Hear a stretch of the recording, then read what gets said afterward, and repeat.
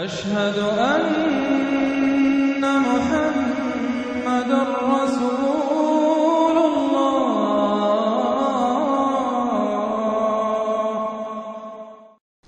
سورۃ الاخلاص قرآن حکیم کی عظیم ترین سورت، جس کو حضور نے فرمایا ثلث قرآن، تہائی قرآن کی مساوی ہے۔ توحید باری تعالیٰ پر جامع ترین سورت، مختصر ترین اور جامع ترین۔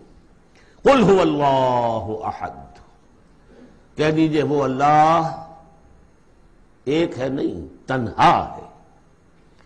ایک کے لیے لفظ واحد ہے، واحد سے تو اثنان ثلاثہ شروع ہو جاتی ہے، اکیلا، دی موسٹ یونیک پرسن۔ قل هو اللہ احد، تنہا ہے، اللہ الصمد، باقی تمام مخلوقات کا وہی مرجع ہے۔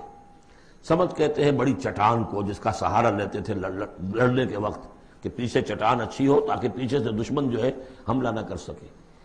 پھر یہی لفظ آ جاتا تھا سرداروں کے لیے کہ جن کی طرف رجوع کرتے تھے لوگ۔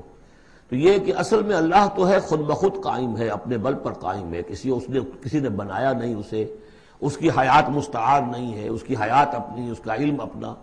باقی جو بھی کائنات کے اندر مخلوقات ہیں وہ سب اس کی بدولت ہے۔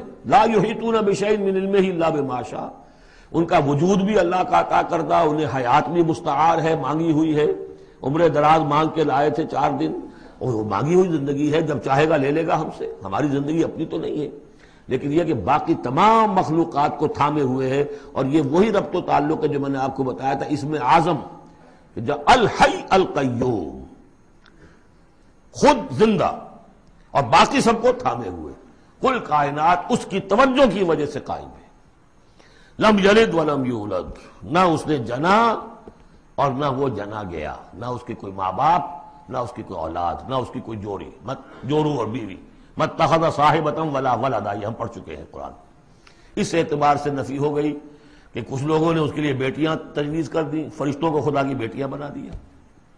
کچھ لوگوں نے جو ہے اس کے لیے بیٹے بنا دیے، حضرت مسیح کو بنا دیا، اور حضرت عزیر علیہ السلام کو بنا دیا یہودیوں نے سب نے نہیں، کچھ ان کی فرقوں نے وغیرہ وغیرہ۔ لیکن یہ کہ اس کا معاملہ یونیک ہے، نہ اس نے کسی کو جنا، نہ وہ کسی سے جنا گیا۔